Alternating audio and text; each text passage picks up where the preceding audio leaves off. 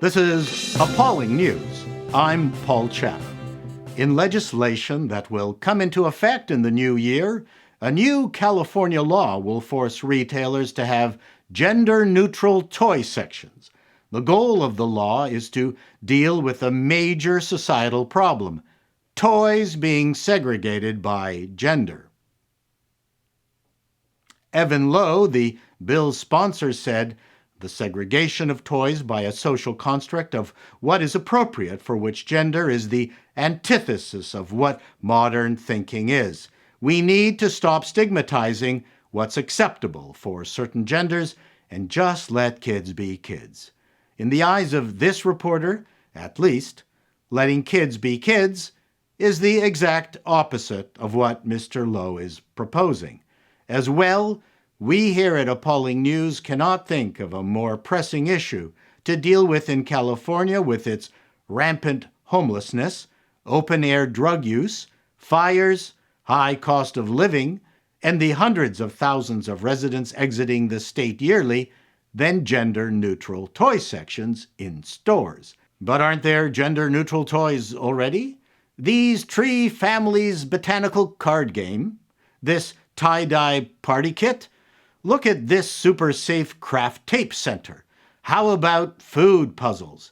We are certain that these will revive California's entire bankrupt retail sector. Governor Gavin Newsom has enacted this law to stem the epidemic of shoplifting now that residents can steal up to $950 worth of merchandise without any real repercussions. Correction. We can't say shoplifting anymore, as that is a stigmatizing term connoting stealing by morally bereft individuals. The correct term is permanent borrowing. The governor said that if this encourages more retail businesses to shut down, then there will be no stores left to steal from. A British Columbia truck driver who was sentenced to 15 years for smuggling 80 kilos of cocaine into Canada has fled to his native India. Raj Kumar Memi, a 60-year-old from Surrey, you go 60-year-old, was caught with 80 bricks hidden inside his semi-trailer. The drugs valued at $3.2 million. Police say Memi's passport was seized when he was initially arrested, but that he successfully applied for a second passport. Prosecutors didn't deem him a flight risk. This reporter is curious what other uses an individual might have for a passport. As ID for opening a Costco account? Scraping ice off of a windshield? Propping up the leg of that wobbly chair? Yes, the last thing we would think is that a person, after being convicted of a serious crime, having their passport confiscated, then applying for a new one, would be considered a flight risk.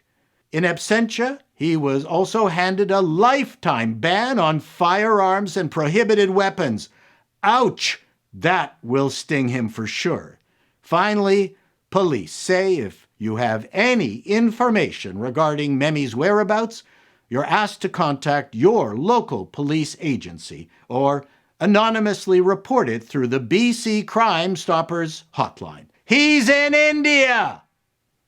In Turkish news, Turkish MP Hasan Bitmets, 53, of the Conservative Felicity Party, at the end of a parliamentary speech in which he said Israel wouldn't be able to escape the wrath of Allah, fell down after suffering a heart attack. He finished his rousing denunciation of Israel saying, "I salute you all," and then immediately collapsed at the podium with his head hitting the floor.